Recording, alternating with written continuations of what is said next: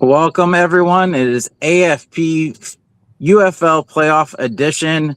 We are going to recap the playoffs. We're going to cover the United Bowl, and we have some people who are not only are their teams are playing in it, but we also had someone who was live in Orlando, and he made it on TV a couple times. So welcome aboard.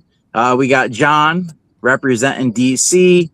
We got Royce all the way in that corner. We got Maddie down below. Mike, how is everyone doing this weekend or this week? Doing great. Excellent. Sad, but it was a great week. Hey, Maddie, why don't you just tell us quickly like how the experience was down there? It kind of was thrown together kind of last minute, but it looked pretty good on TV. You want to tell us how it was experience everything live? Yeah, for sure. So definitely you could tell it was kind of thrown together last second, but I think for what we had available, it was a really good time. I think it was a really great experience. We'll get into the game details here in a minute, but definitely shout out to Beth and Cook. Shout out to the city of Daytona Beach. Shout out to everyone who made it possible. Great time. I'm glad I got to see it in person. See Orlando's very first playoff game ever. So yeah, for what we had, I was satisfied with it. Given the situation, for sure. Nice. All right, so we're going to jump into week basically I'll say week 11 basically. We had an upset, so all the road teams kind of pulled it out. DC went into Orlando, beat them for the first time all season. To me, it was a little bit of a shock. And then you had the Kings go into St. Louis, and it seems like St. Louis, the Battle Dome is great during the season, but during the playoffs, it makes it's a little easy to win. So what's everyone's like hot take? What's something you took away from this week in between both games? I'll start with you, John. Well, it's the second year in a row. Like you said, last year, the Panthers beat Birmingham on the road, and DC went to St. Louis and beat them last year. So it's 2 years in a row that we've had the away teams win in the playoffs. I think that it's what they've said is any given day, anybody can win. Any of those games, St. Louis could have pulled it out in the end. Orlando could have beaten DC. There's a lot of parity in the league, and I think that's good for the league. The league got the ideal matchup that it wants, I think, with the red-hot team with Louisville and DC being the home team there. So we'll see how this all works out. Royce, what about you? Any hot takes from this past week? I just feel so bad for the St. Louis fans. That's all. I mean, it's got to be rough for them to be able to sit there and get so far every year and not get to the final thing. And they do so good every year. They're right there neck and neck with the top 2 or 3 teams, and then they just can't get past that first playoff game. So I feel bad for them. I do think they just hit a juggernaut at the wrong time, and I actually, while I feel bad for the St. Louis fans, I feel really good for the Louisville fans. I think that's an awesome success story that they have there. So it's really good for the league as far as that goes. And since Maddie already shared how it was down in Orlando, what about you, Mike? Any hot takes from that? Yeah, obviously last week I called out Anthony Beck being the spring king of first round exits. I think it's just hard for those Orlando fans, being on a 4-game win streak, DC being on a 4-game losing streak, coming in. Anthony Beck said he's going to empty the chamber for some reason in week 10. And then, now there's a massive different game plan from Shannon Harris on DC. So I feel bad for Orlando. They had a really good team this year, and to kind of, lose all that in the first round, that's definitely disappointing. And Maddie, I'm going to end with you real quick, since did you get a chance to watch any of the second game and or hear anything while you're leaving? I watched bits and pieces. I was just I don't want to say I was in such a crappy mood, but I watched bits and pieces there. But I didn't get to watch too much of the second game. It was more focused just on our game, of course. All right. Well, I'm glad. I'm sorry to hear everything happened for you, but I think I enjoyed from what I saw the games, and we're gonna start off with, if I could ever get this to work, we're gonna recap the first game. Who wants to take it away? Winners, John. Winners, take it away. Well, I mean, talking about the game, especially the first half, it was interesting to look and see kind of the atmosphere there. Just the game itself looked really great and thrown together. Doing it there down at the within Cookman, and it was great to see. They positioned the cameras, on the other side, and we were able to see like a full side of the stadium and everything. And it actually took me a couple minutes to realize, they didn't open the other side because it just was so loud there. The crowd really was into it. So that's a great credit to the Orlando fans showing up and throwing down and supporting their team. I just want to ask a question about this. Do the orange jerseys look better in person than they do on TV? Because they have like a red tinge to them, and do they come off as more orange in person than what we see on the television? You're asking the wrong person. To me, I feel like those helmets sometimes show up purple and sometimes they show up black. So I'm probably not the color expert on that. I'm colorblind, so it really messes with me. Yeah, did they look orange, Maddie, in person from your perspective? Yeah, to me they looked pretty orange. I could tell like watching the highlights and watching all the replays and everything. I could see where you could get confused by the little red, like the reddish tint. But in person it looked pretty orange. It looked pretty normal. Okay. Well, as a DC fan, I was greatly impressed with how the coaches got Jason Bean to be, mistake-free. I mean, he showed a lot of grit in the first and second half, and he didn't make mistakes. He did what was asked of him. Fred Keiss called an offense that utilized their strengths of their offensive line, Briley Moore at tight end, and Jason Bean using his legs and making throws that he could make in order to not make mistakes. And I think that was kind of the difference offensively for what the defenders did, is that they didn't make the mistakes that they'd made. Now, Spencer Sanders comes off the bench, and we'll talk about that later. But outside of that, there was very few mistakes by the defenders in this game, especially in the first half and then going into the second half.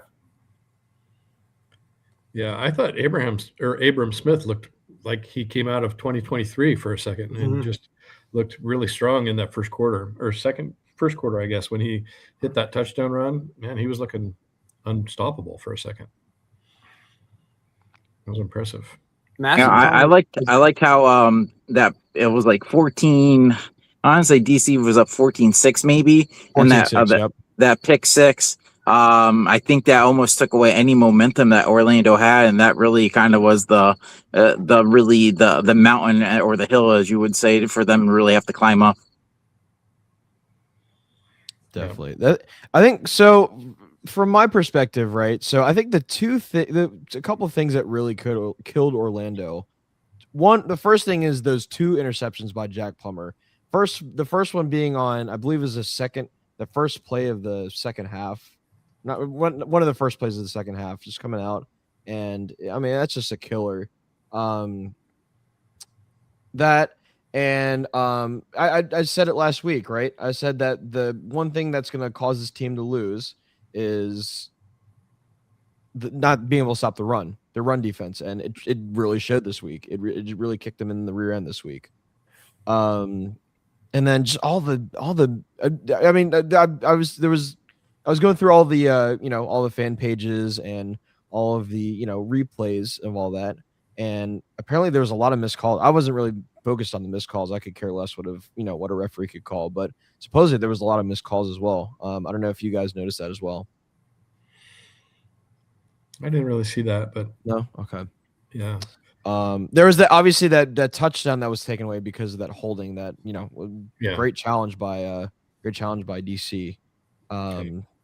That I was really questioning. One thing that we couldn't really see was the instant replay. They didn't put any of the replays on the scoreboard at the stadium, so that was kind of one downfall we couldn't see. Orlando 0 for 3 in the red zone too. That was a big hurt. Definitely, just couldn't get.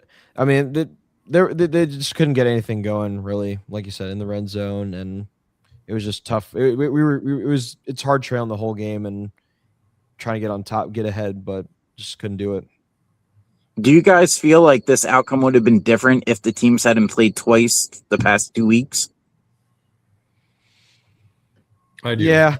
Yeah. I think so. I think For the one- schedule, the way the schedule was, it made it a little too. I hate to say this, but in favor of DC because they haven't been playing Bean too much and everything, so they were almost able to keep everything at bay compared to Orlando. Kind of as I was showing their cards with how their plumber and how everything was. So I think they DC kind of had enough where all right, we know what protections, what covers if he goes this way. And I think that's what gave Plummer a hard day. I mean, they were attacking him, the picks, the stacks. I mean, to me, I think this was you hadn't seen DC football like this in quite some time since Tiamo went down, and just the way they built everything together. This was a DC team I did not expect, but I'm kind of happy that they showed up. It's They like got they hot at the right unloaded time. all barrels of their blitz package all at one time and just stuffed them. I mean, they made an efficient quarterback look inefficient, period. I mean, they just really had the pressure. The pressure was all the difference to me between the regular season games and that playoff game. I think that, like Coach Harris, they talked about, he made a list of all the plays over 2 games, and he showed the players what they'd done wrong and said, we eliminate these, I believe it was 12 plays. That's the difference in the game. And I think they focused on not making those mistakes. And I know during the game when they did the sideline interviews with various players, they talked about, hey, we want to, like, Derek Roberson talked about, we want to eliminate mistakes. We want to do all this. Coach has shown this. That really was something that was coached up, and they were taking it very seriously now that it's one and done type of playoff football. I think you made a good point last week too, John, just how DC plays a lot of Orlando plays a lot of mistake-free football. And so as soon as they did have that mistake, DC just capitalized on them with that time of possession and the run game. Yeah. So I'm going to throw a quick question out there, if I can. Just curious how people think about the mercenary mentality of DC bringing guys back last minute right before the playoffs from previous years. How do you feel about that? Think it should be allowed? Mm-mm. Hey guys, can you hear me? I can hear you. Yes, we hear you. Okay, how do I sound? Pretty good. Crystal clear. 5x5. Okay. Sorry for the technical difficulty, guys. I'm joining late. I wasn't even able to share anything yet. I've just had issues with my phone and my Wi-Fi. But if you don't mind, Royce, can I jump in on that conversation? Do it, yeah. How bringing those players back? They were owned, well, their contract or their rights or whatever you want to call it were owned by DC. They did retire and they can unretire. As far as like stacking your team, I mean, wouldn't you guys do the same thing if it was you and those guys were available? When it comes to bringing in players from other teams, I think we've had this conversation offline before where, yes, it's kind of a backroom deal where, hey, we're going to release this guy. He really wants to go here. Don't pick him up. You do me a solid and we'll do the same for you. So coaches and GMs kind of have this unspoken kind of gentleman's agreement. Like, you don't mess with my guys, I won't mess with your guys when you're trying to sign them. Otherwise, it leads to a lot of animosity and picking up players that, your rival wanted, or picking up players that you're going to play against potentially in the future. So that's just my thought. I mean, my thought is it happens.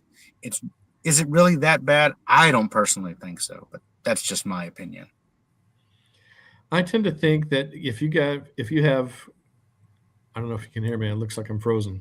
Did I go out for a second? Anyway, guys like Anthony Hines, who came over from Houston, and then they got Gunnar Britton and Andrew Mintz. Those are some big guns, and just to bring them back like that for the playoffs, I guess if I play devil's advocate and look at it from Orlando's perspective, I'd be kind of ticked that they can just suddenly load up like last minute like that. I get that it's within the rules, but it seems a little bit like dirty pool at the same time. So I'm not sure how I feel about it. It's interesting though that there is kind of a mercenary allowed mentality. So, well, I guess in a corresponding like move, we all saw that the Storm had signed Deuce Vaughn about the week before the second Orlando and DC matchup. So Yeah, that's true.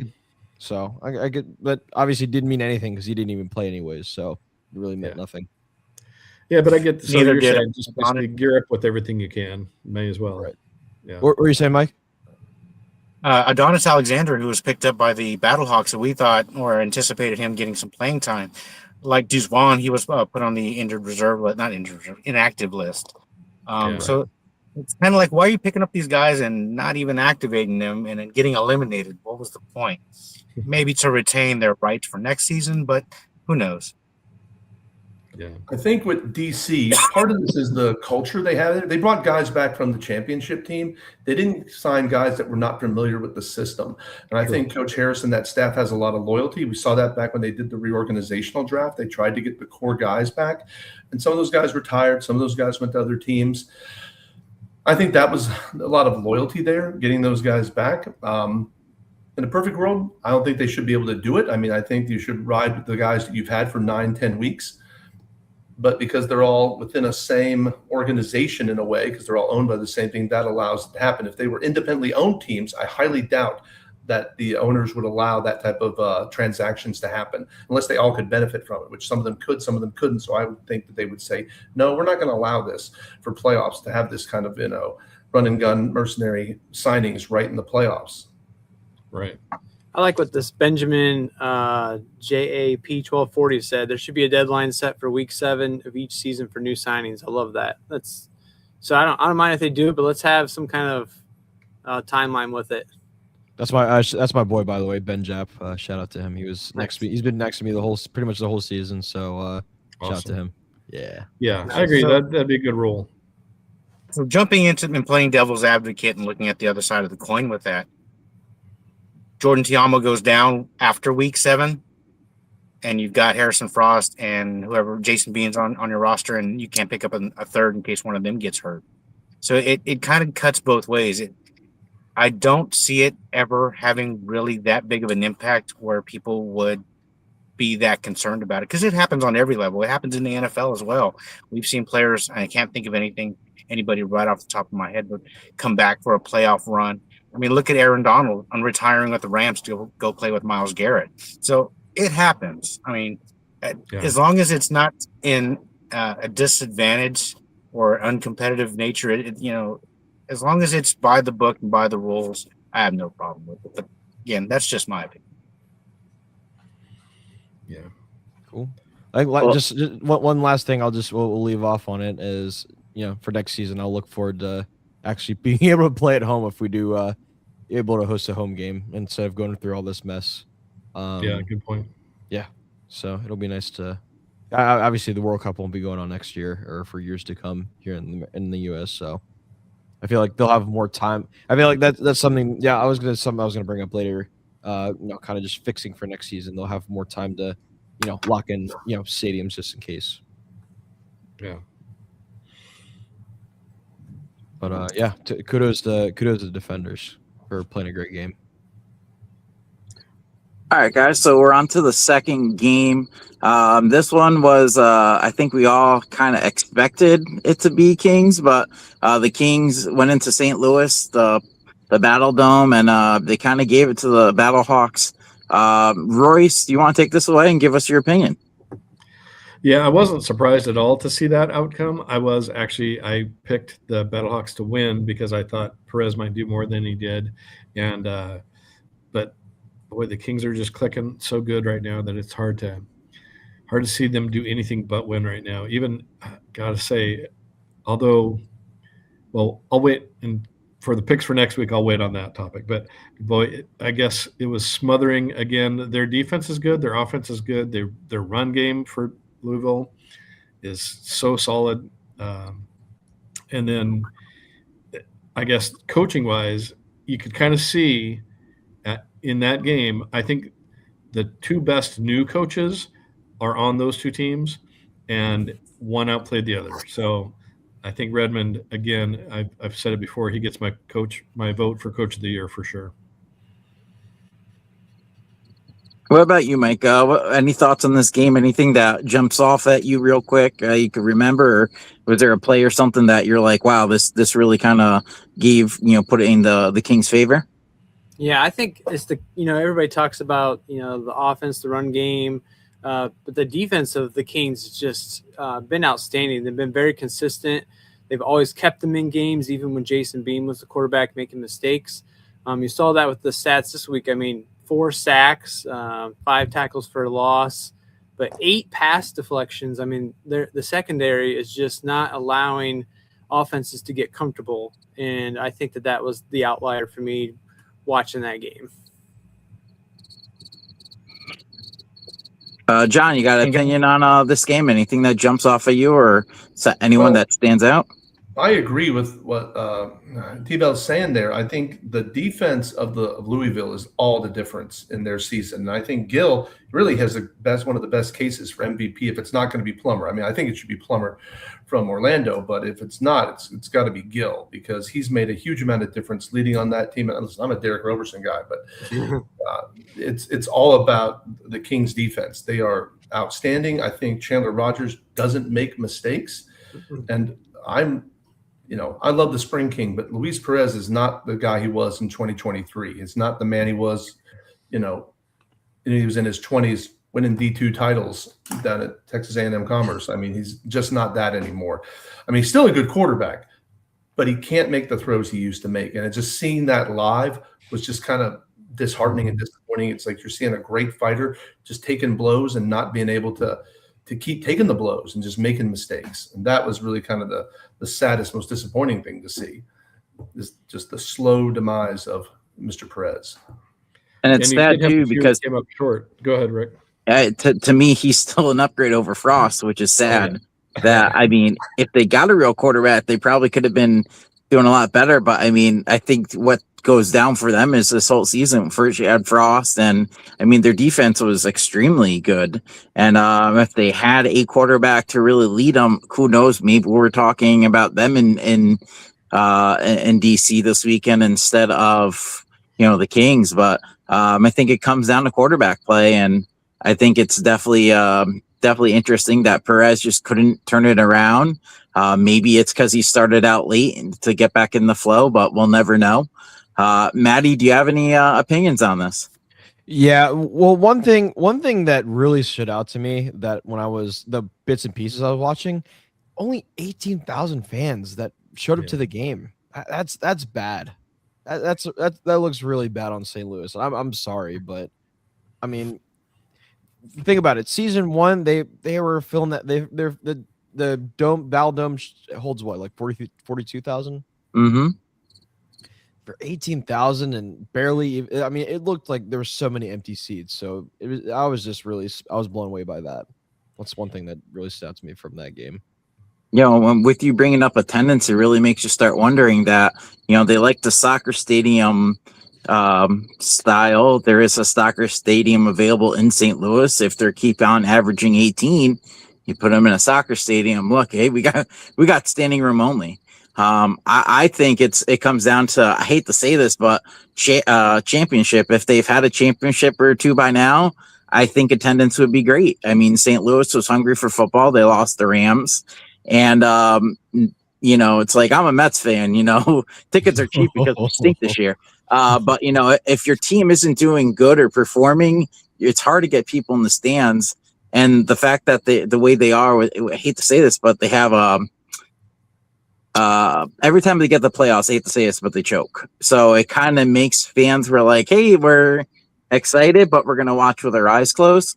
So it kind of makes it tough. I will bring this up because no one's brought this up yet. I think Tanner Brown is amazing. Hopefully he gets into the NFL real soon. 2 4-point field goals. Yeah. And right there, that's your gap right there. Instead of 29-20, Kings are only winning 21-20. I think he's got the leg. I definitely feel like, he won't be in the UFL next season, unfortunately, but that's good for him because with camps opening up and everything, all it takes is one kicker to have either a leg injury or just can't find between the goal, the posts. And I think he's definitely signed and he's starting week 1. Yeah, I know. I know a couple teams off the top of my head in the NFL who are looking for kickers as well. So he'll for sure have a job. McCrane should be one of them too. Those two kickers, both hitting from beyond 60 on a regular basis, man. And they're going to be like Bates and Aubrey, just joining the NFL and making teams good. So, well, not that Aubrey made the Cowboys good, but that's beside. You know what would be interesting? I know in the NFL, they have the Pro Bowl, they have skills competitions. It would be great if the UFL did that next year as, hey, this is our championship game, but the day before, get your best players, do that, because that could showcase them to get into a camp. And also, wouldn't it be cool to see Brown, McCrane just kicking 60-yard field goals back and forth and any kicker? I think that would be great for ratings. And like I said, it gives them extra film time for camp. And I grew up, I love watching that, with the quarterbacks in Hawaii, trying to do the skills competitions and everything. I think that would go great. Maybe next year, if they could get ESPN to help them out, I think that would absolutely further them as much as they can. Oh, and have Mike Rapoli there on the field giving them $100 bills each time they make it. There you go. I like that. Mike, are you with us? Well, now my mic's had trouble with my mic. Yeah, there was a couple of points that I wanted to make, and I don't know if you guys had talked about this yet. One was the communication between AJ and Perez. Perez corrected him live. Yeah. You did talk about that?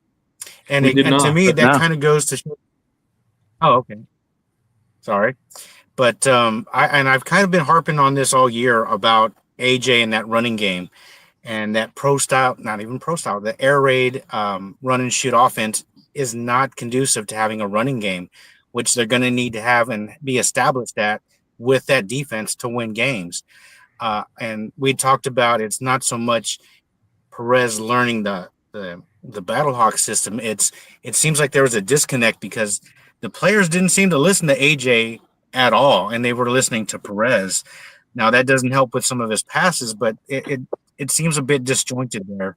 And possibly, I think AJ should move on from St. Louis, maybe go to Alabama or something, go work in Birmingham.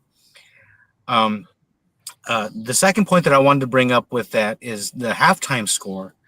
The halftime score was 17-11, I believe. St. Louis only managed 3 points in half, and Louisville just went on a run. Guys, what are your thoughts on that second half from the Kings, and can they keep it up and going into the championship game? Yes. I think they can. I think they're not going to be surprised by DC since they've played them twice recently too. Even with the new guys that DC brought in, I think the Kings have enough of a well-rounded team to fend that off. They seem to have enough blocking in place too to stop a huge pass rush because they stopped Pitta and Feeney and those guys pretty well overall. And then if they do get a huge pass rush going on, they have running backs to hand it off to. So I think they're pretty set to face a tough DC team. Well, I think these two teams are mirrors of each other. You have Jamie Sharper and Blake Williams as DCs. They're both young guys. They run basically the same defense, the Greg Williams aggressive defense. Mm-hmm. You have Steve Logan and Fred Keist, both old veteran college coaches, calling very kind of traditional offenses, but mixing things up and using the mobility of their quarterbacks. And then you have, two, middle-aged guys in Shannon Harris and Chris Redmond, different backgrounds, but they're both kind of great CEO managers and let their coaches coach. And they have set up a culture that both the players have bought in both teams. I mean, they're very much mirror images of each other.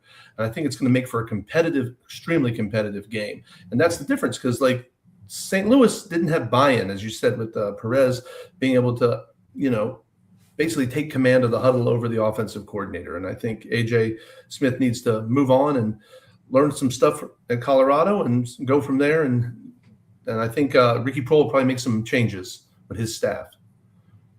I kind of hope so. I'm ready for it. As somebody who follows St. Louis, they need it. They need something different. Yeah, and if you guys remember at the beginning of the season, he and AJ, that is, and Prohl weren't on the same page as well. And I don't think he's a good fit there with what Prohl's trying to do. Whether or not Perez comes back, I don't think you can lay this completely at Perez's feet nor AJ's.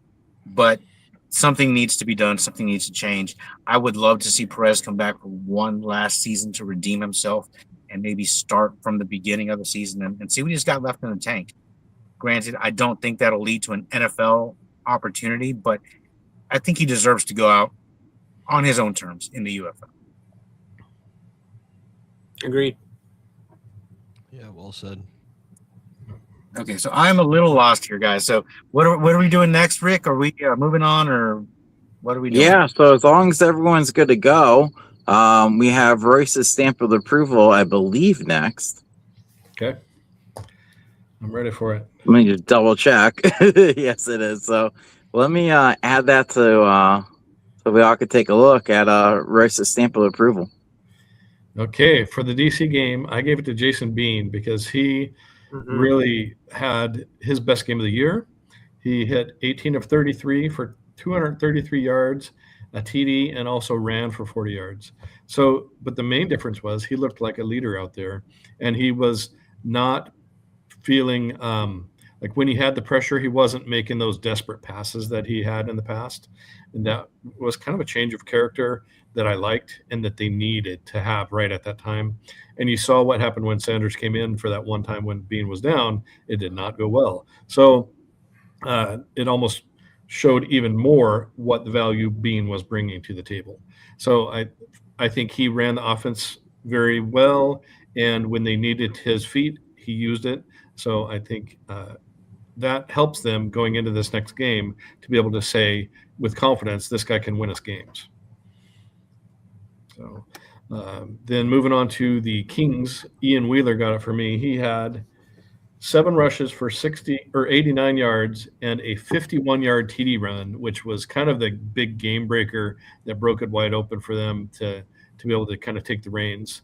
And it was just impressive to see him run. He looks like a NFL back. He really does. To me, I would not be shocked at all to see him in an NFL camp and even maybe on an active roster next year.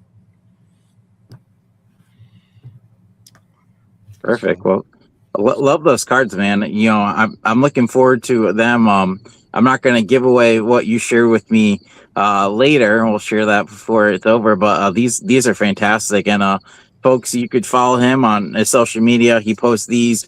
He also posted a Vikings one a couple days ago. So if you're into cards or you grew up collecting, it's definitely worth a like and a follow. So definitely go check out Royce and Viking Wax Press all on social media. Yeah, they're fun to make. It's one of my favorite things to do is be creative, and especially when it comes to mixing football with my creativity, it's a fun thing to do. Yeah, excellent job. Nice work, Royce. Keep it up. So now what we've been waiting weeks and weeks for, it is now time to talk about the United Bowl. John, since you're a DC fan, give us the lay of the land with the stadium. Anything that you feel, I do know it's going to be a crazy weekend in DC with other events happening, but give us a lay of the land of the stadium and how you feel like capacity is going to be come Saturday. Okay, so the stadium is it's not far. It's down in what's called the Navy Yard, and off the avenue that you can see it. You can actually see the Capitol building. And it's probably about a 10-15 minute walk from metro stops. And that's how I recommend anybody that goes to the stadium get there, is to go park in the outlying areas outside the city and go into this, take the metro line in. And it's off the Green Line. And you can look it up on the map. It's pretty easy to get to. And the stadium, it's about 20,000. It's a great stadium. There's no bad seats. If you've been following anything on social media, a lot of people have been posting about how they've opened up the upper decks. The seats are being sold out. They're really kind of, my brother who is going to the game with his son, my nephew, they said that it's been promoted locally, like on radio and television, and local news has talked about it. So they're getting, that's an awesome thing that the local DC media, sports radio and stuff are promoting it, and they're kind of excited about it. So that's a good thing to see. And I think it'll probably be a pretty packed house. I think it might be close to being a sellout. Now, how many people are going to leave after 50 Cent? I don't know, but hopefully they come for 50 Cent and stay for the football. And yeah, it's going to be an afternoon game, so it's going to have sun on there. Kind of, and the way it works with day games is the side of the stadium you don't really see gets a lot of shade where the cameras are and everything, and then the away team got a lot of the sun, and that's what DC will probably be. They'll be the away team. They'll probably be in white jerseys, hopefully in the red pants. They don't seem to lose games in the white jerseys and red pants the last couple of years. So superstitious fan here. I want them back in the red pants and white jerseys, yeah, it will be a really competitive game. They'll get a real good sellout there, I think. That's awesome. Awesome. Well, appreciate you sharing that, because when you go there, the games and everything, you could kind of paint it for us while we see it on TV a different way. It's great to get a perspective of someone who's been there and knows the stadium. So I appreciate you sharing that. I'm going to go with that as well. What's that? I was like, can I throw in something as well about Audi Field? Absolutely. Yeah, I mean, beer. We all know Beer Snake. Beer Snake's one of the biggest things there, one of the most famous things that's been up and coming the last several years. Yeah, I expect it to be crazy there. John said it right. Metro is definitely the way to go there. I'm born and raised up in the DC area, Virginia DC area, so definitely useful, and definitely a great venue for a team like this. And Kings have their own section, don't they? Yes, they have it on the home side sections, I think 128 and 127, which are really nice seats that are right behind the about 30-yard line, where the teams come out from underneath the stadium and come out onto the field. So they're going to be making some noise. They'll not be near the Beer Snake, but I'm sure those two sides are going to be hollering at each other all day long.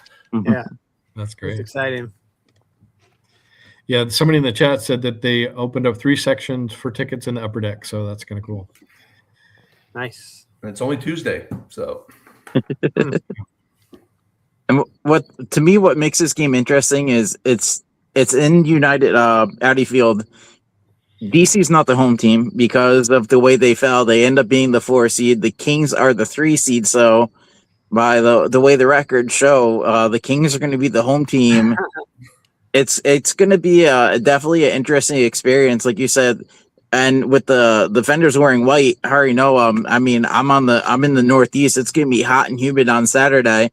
To wear white is gonna be great compared to wearing Kelly green around mid-afternoon. That's gonna be tough for them. No, and Matty Ice knows this. I mean, the DC metro area, it's humid this time of year, man. It's the swamp they built that city on. It's brutal. I mean, don't get me wrong. When I was at the game, the Orlando DC game, a week and a half ago, it was picture perfect day. It was mid-70s. There was no humidity. That was like a perfect day for football. But this weekend is totally different. It could change in a matter of days. It'll be the shirtless Beer Snake section. Hey, there you go. That's right. A lot of people getting sunburns. Yeah. Bring your sunscreen. Yeah. Bruce, you've been as a panelist all season and everything. Give us your take. I mean, since the preseason to now, how you feeling? I know you even said you're not a betting man, but you did put DC beginning of the season. So how you feeling? Do you feel like you actually might walk away with a couple bucks in your pocket on Saturday? I do. I really don't bet a lot, but I put 10 down that DC would win the whole thing before the season even started, and I can see it happening.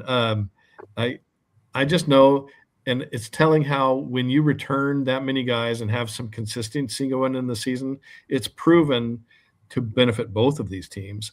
And maybe now might be a good time, Rick, if you can put up that graphic that I gave you for the Kings defense is loaded with guys from the Showboats. So these are the guys that last year were on the Showboats that are currently on the Kings.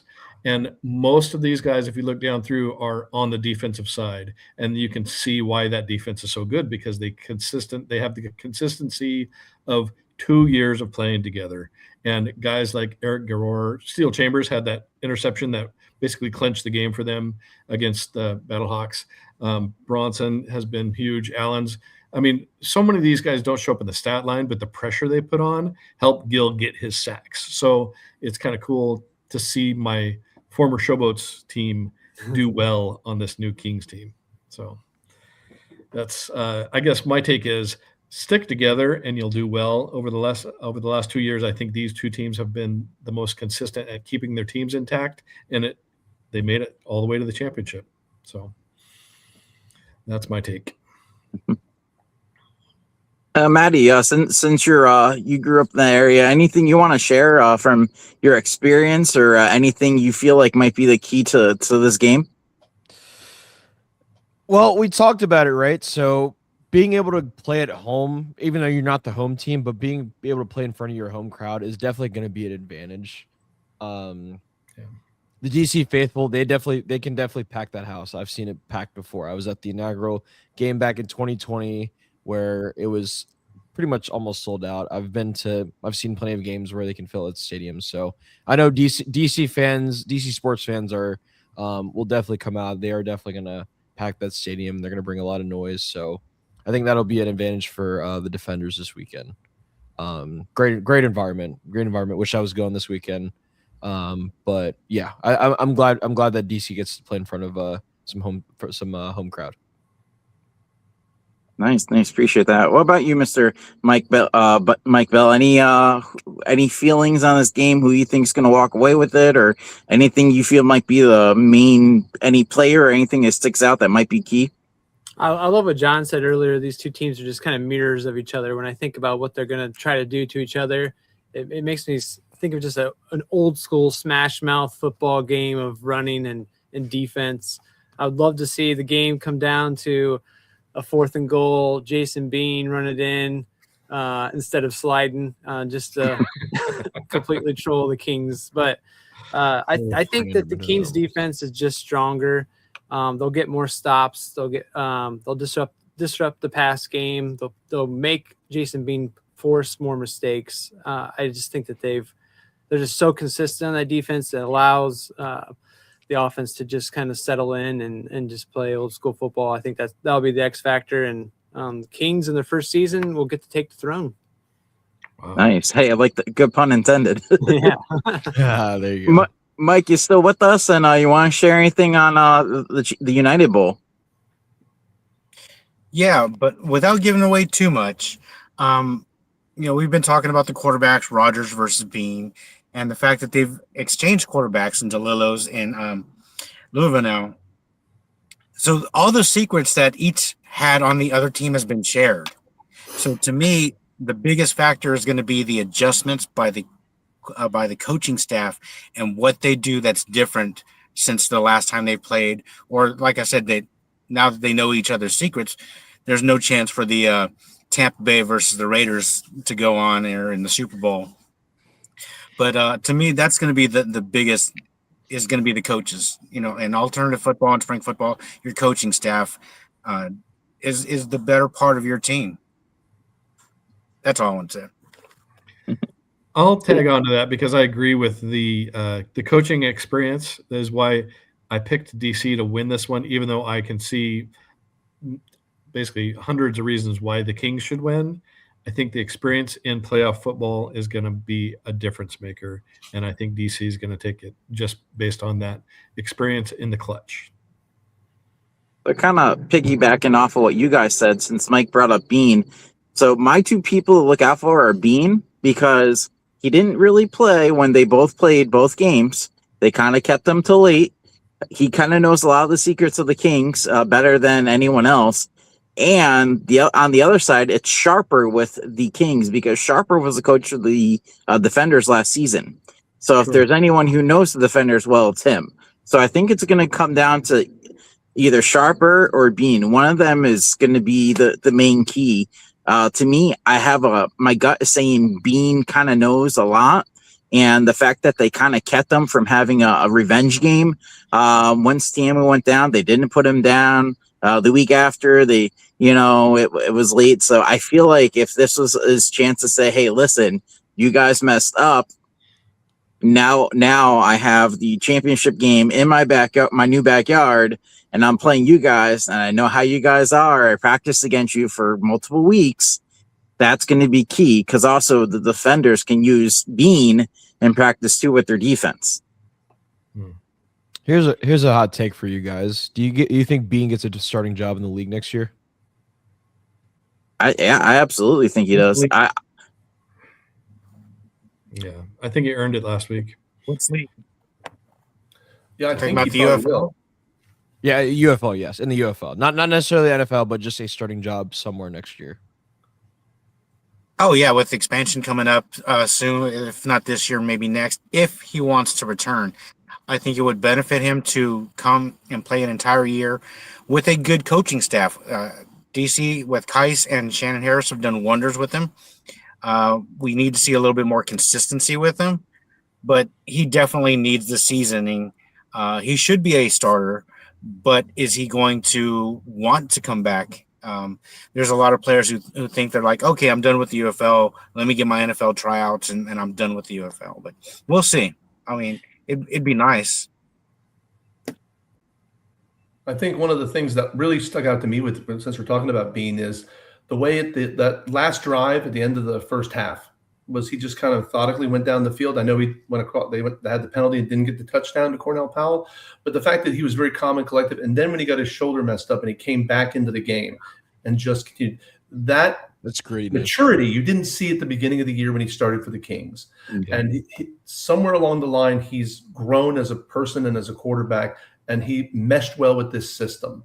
And so I think it'd be great. I mean, as a DC fan, I hope he comes back and is with us, because, I mean, we don't know what the future is going to hold with Jordan Ta'amu. I hope he comes back and his knee is better. But if that doesn't work out, we have somebody that can continue to do well and be successful for us. Agreed. Yeah. What about you, Mike? Or Mike Bell?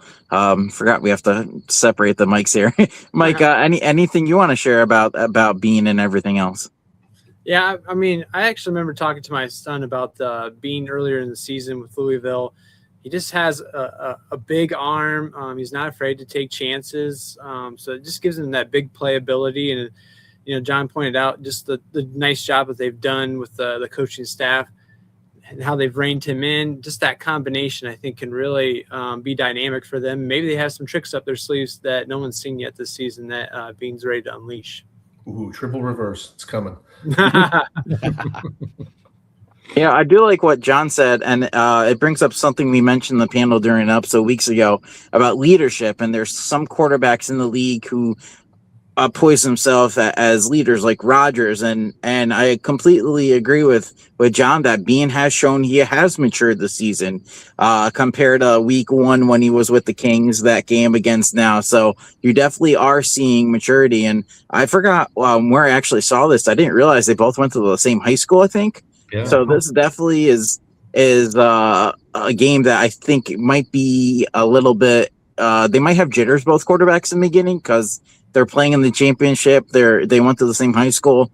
So I think that might also be interesting, because how are you going to react to the championship, a packed house? And because correct me if I'm wrong, with both games, neither of them were sellouts. So this might be their first shot playing each other in front of practically a sellout house. Yeah. It's going to give them flashbacks to when they were playing high school ball in Texas. Ah, nice. Yeah. Mike, Mike G, you got anything you would like to add for this before we wrap it up? Have we moved on to are you talking about wrapping it up or wrapping it up? Wrapping up the segment. There you go. I'm good. So I do wanted to bring this up if I could get this to load, because there's so many of us on the screen, but we weren't going to do power rankings, but then I saw something when I was going through everything, and I'm like, this is too good to add, to not include. So we've been doing power rankings all year, from preseason all the way to when the season ended, and hopefully this loads. What I thought was absolutely insane was seeing how everything went from when preseason to now. So I don't know if it's going to load. But long story short, DC was our number 1 seed when everything started for the season. And our number 8 seed was the Kings. Yeah. That's crazy. So it's crazy to see how going into this, how we all had, I mean, it's just crazy to see. We had Orlando at 7. We had DC at 5. So it's crazy to see how everything was. and our preseason 1 and 8 are now playing each other for the championship. That's pretty funny. Yeah, and speaking of that, I look back at week 5 just to kind of see where everybody was at. Look at the midway point and kind of go from how their season went from there. At the midway point, DC was 4-1, and the Kings were 2-3, having started 0-3. And to see the progression of what's changed, of course, that big trade of quarterbacks happened. Also, Rodgers fully taking the reins. And ever since that hit, and you know the hit that I'm talking about, it has been a different season for the Kings. And he's led them to this point where, dare we say, are they a Cinderella team, guys? Do you think the Kings are a Cinderella team, or are they a favorite at this point?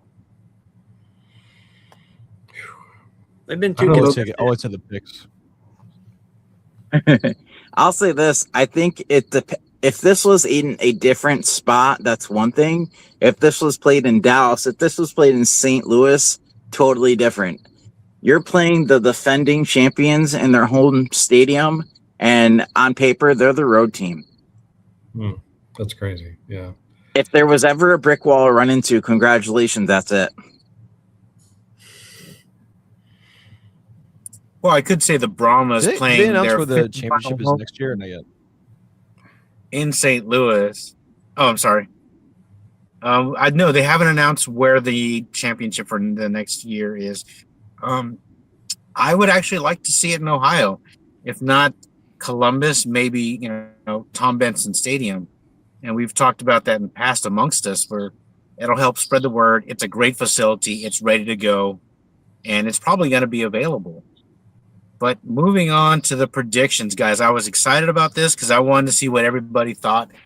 I was pleasantly surprised. I was mildly surprised, and then I was kind of shocked at the end. Rick, if you want to bring them up, I know it might take a second to load because there's so many of us, but I was completely shocked by some of these selections. So I'll let you guys take it in here. If you notice the old guys, the older guard, Rick, DeMarcus, myself, John, and Royce took DC, while some of the younger guys took the Kings with Zom, T-Bell, and Matty Rice there. Guys, what are your thoughts on that? Just take it in and look at it.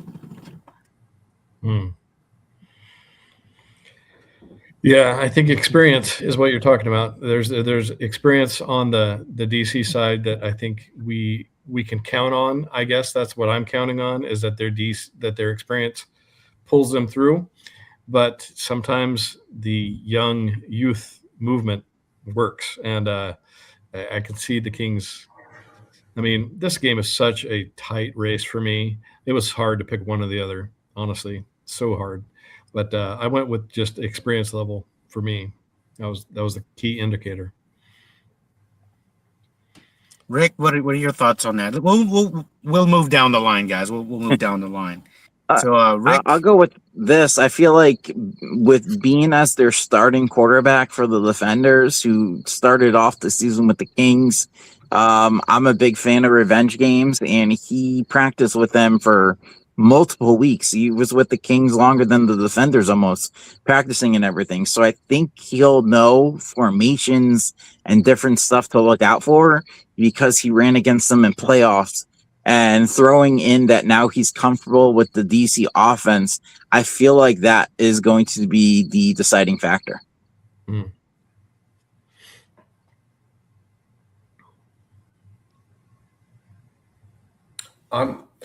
Listen, I'm a homer, so I'm going to go for DC. I think there's a lot of stuff going on with that. But the thing that I think is the last game they played with Spencer Sanders at quarterback, it was 33-30. It was an incredibly close game.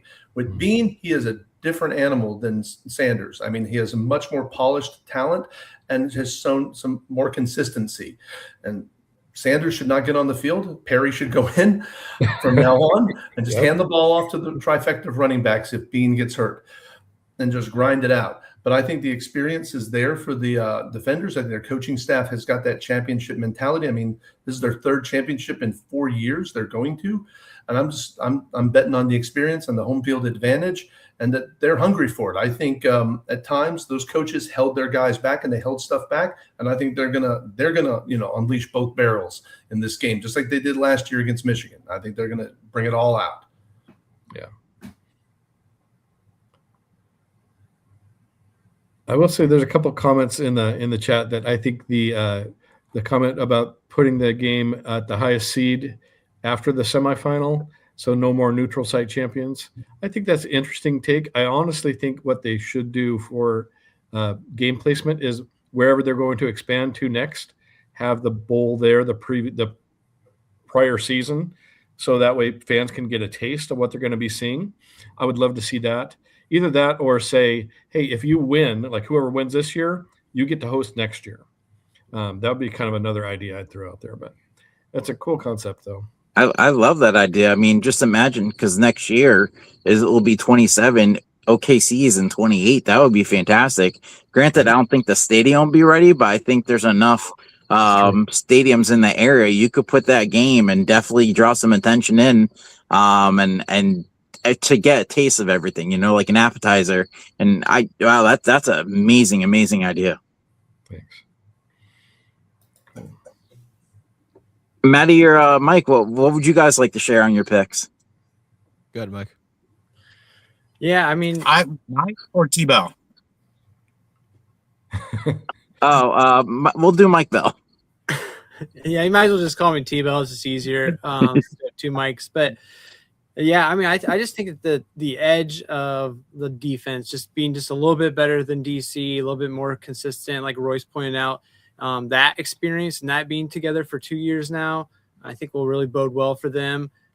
Being, he has been playing better, but they were on a 4-game losing streak. They did run into the Anthony Becht curse. So, that does help in a funny way, but in a more serious way. I think that it just takes one mistake for Bean to just kind of go downhill, and then they'll take over with the running game with Wheeler and everyone else in that committee. So I just think it's going to come down to who makes the mistakes first. And we've seen that the Kings don't make as many mistakes as DC does lately. Yeah, Maddie? I straight up just picked Louisville out of pure saltiness. I'm just kidding. No. But in reality, though, I was really torn between picking DC and Louisville. Obviously, DC playing in front of their home fans, even though on paper they are the away team, and desperate for a back-to-back championship, the experience. On the other hand, you got Louisville, who started 0-3 this season, who really started rough, but then turned around and is now going to the United Bowl. It's just exciting to see what they've got going on, and it just I'm a big underdog guy, so give me Louisville for the win this weekend. You bring up a good point being jaded. I'm a little jaded from last year's championship game as a Panthers fan. So so maybe that went into my pick too. That's right. There you go. Side note, by the way, shout out to Rick for designing my little icon right there. Side note, off topic. But It's awesome. Yeah, it looks great. Appreciate it. Rick. Yeah, nice work on all the graphics, man. Best logos in the league. Let's go. Oh, yeah. Hey, I gotta put my college degree in journalism, to something, right? There you go. Absolutely. Hey, Mr. Mike G, I see a question mark for your pick. Do you want to share with us who you're taking? Yeah, I was on the fence on this one. I hemmed and hawed. I went back and looked at games. I looked at highlights. I looked at my notes, and I'm not 100% sold on Bean yet, because he hasn't shown consistency on a week-to-week basis. He had a great game last week, but is that going to be enough? John, I wanted to ask you, the quarterback situation in DC. After Bean, do you like Frost at 2, or do you put Perry at 2? And I was kind of shocked that they had Frost at 2 when he came in and threw that pick. I thought Perry might have gotten the number 2 nod. What are your thoughts and feelings on that? I was surprised that when they put the Sanders in, and he signed not Frost. Yeah, but I was surprised he went in, because he's just been so inconsistent and had so many turnovers in the other times that he played, and and then after he went back in, you could see Shannon Harris on the sidelines talking with Perry. Perry was basically mirroring him behind him, talking to Harris the whole time. And I'm like, okay, Perry's the next man up because he's staying close to the coach. And so I think they'll probably make a change and move him to number 2, just because unfortunately Sanders, and he's a good guy and he's a team player and a part of the culture, but he just makes mistakes. He just makes mistakes. Yeah, it's interesting. Hopefully, it doesn't get to that point. Everybody plays a good, strong game and is healthy, and it doesn't come to that. Rick, if you want to go ahead and start rolling on the next slide while I'm going to go ahead and talk over it. If you look at it, we're at 3-4-4-3, right, guys? Mm-hmm. So, I hadn't picked yet, and my pick is going to be the UFL as a whole. As content creators, fans, players, everybody, I think we're all the real winner. And I think AFP there, we've decided that the UFL is the real winner regardless of this, because I'm going to perfectly hedge my bet here. Rick, go ahead. Yes, sir. I'm guaranteeing a Louisville Kings win by picking DC. Oh. That's fair. Mm-hmm. There you go. Like I said, I came hard on this one, and that was the best solution I could come up with. I do like DC, and you know what? I found a little tiny drop left of they're still the champions till someone beats them, and that drop is going to drop this weekend. We'll see if it's going to be enough. I think it's going to be a great game. I hope it's a great game. Yeah. That crowd, I think, is going to be electric. I'm guessing north of 16,000. With the ceiling of 18, that would be tremendous. I think they had 15,427 at the Alamo Dome the last time it was a neutral site, where everybody came in from different parts of the country. And that's one thing I wanted to mention as well. All you fans that are attending the UFL championship game in your team's gear that didn't make it to the playoffs or the championship game, I should say, the UFL needs to recognize them. Put them on the screen, celebrate them. The fact that they made it out to support their league. I know one season they went against showing anybody else's fans except for one of the teams that was playing. And I was befuddled by that. I know that there's plenty of fans who are coming in from all over, and that's a tremendous feeling, something that should be celebrated, guys. I don't know how much of the show we got left, but I just wanted to thank you guys, Rick, for filling in. Of course, with the awesome graphics. I really love the logos and the icons. They're tremendous, and we'll get those out a little bit more as the season goes on.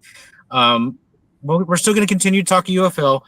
After the UFL season, we're going to start shifting it to more alternative football with what's going on in Europe, indoor football, Canadian football, La Liga, if it's still going on. So it won't be as structured weekly as what we've been doing here, but we'll get together every maybe couple of weeks or every month just to update on what's going on, to keep people who are interested in following some of these other alternative footballs, but they're not familiar with it. It's going to be kind of a like a stepping stone to learn an introductory course, guys. But anybody else want to bring up anything else, guys? Yeah, I want to bring up something. So we were talking a little. I don't know if anyone here has ever seen Price is Right, but the goal is to guess something without going over.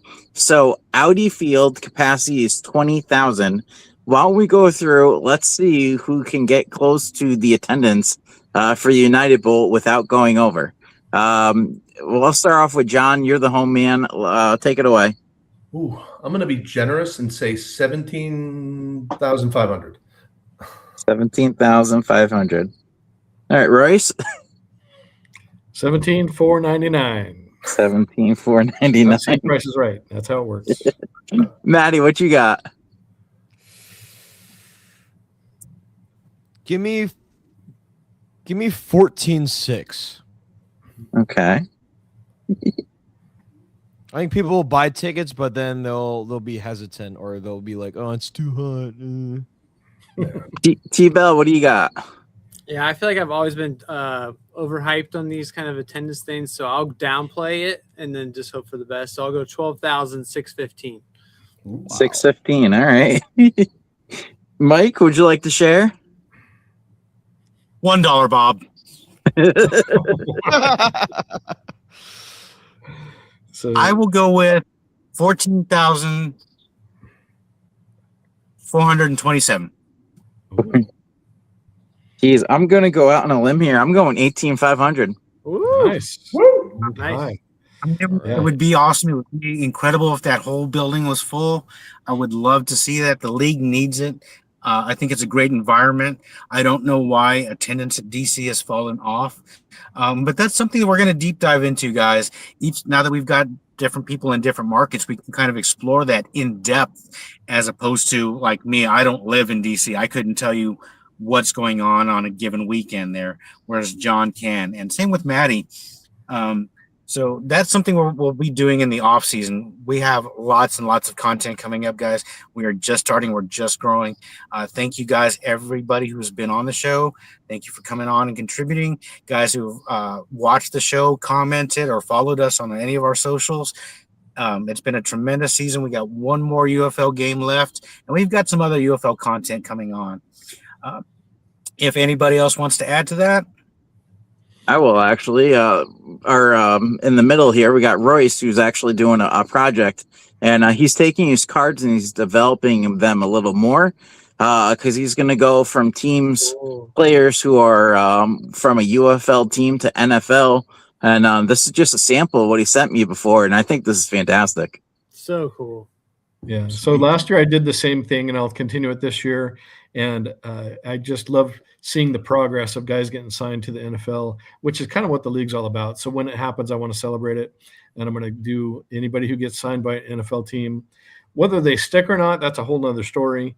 But if they do get signed, I want to make a card of them. So hit me up on my social media if you see a signing that I haven't made a card of yet. Let me know, and I'll put a card out there. I know that Posh Clevelander on the United Football Media is kind of going to be alerting me too when she hears. So it's kind of fun. I love collaborating just all across the board. Everybody in UFL is kind of in it together, and I love that about this league. So it's just awesome. Yeah, Right. and those are great cards. I love them. I can't wait to see the Tanner Brown card because I know that one's coming. Yep. Also, stuff in the pipeline, but me and Royce have kind of worked on, and I think maybe next week we should get that finalized and get that out. So, like I said, guys, lots of great content coming out. Anybody else? I'll have some updates on the Alumni 5 field this off season and going into next season. I do have some sources within the Detroit City FC Football Club. So I know that the UFL will be meeting with them soon. So that's a little bit of a soft break. Some hopefully good news for Panthers fans here in the near future. Nice. That'd be awesome. And we look forward to that, especially with Mike.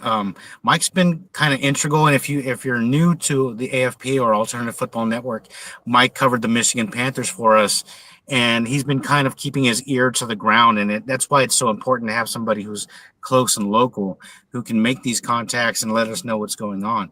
And I know Mike will be, T-Bell will be participating most likely in our expansion project, because I can't wait to do another expansion project now that we got some better parameters going on, and we can kind of narrow it down to begin with and then talk about those cities and facilities in depth. But that's it, guys. That's our social, guys. Give us a like, a follow. Thank you so much, everybody, for following us. Anybody else? Or let's just keep talking football until we go out. Rick, send us home. Yeah, enjoy the weekend, everyone. Make sure you got your snacks set for Saturday. It's going to be a great game.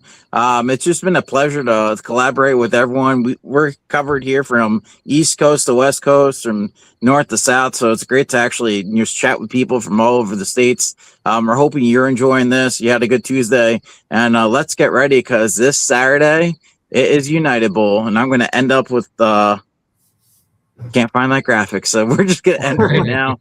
We appreciate everyone, and hopefully it's a great game, and we'll see everyone next week on Tuesday.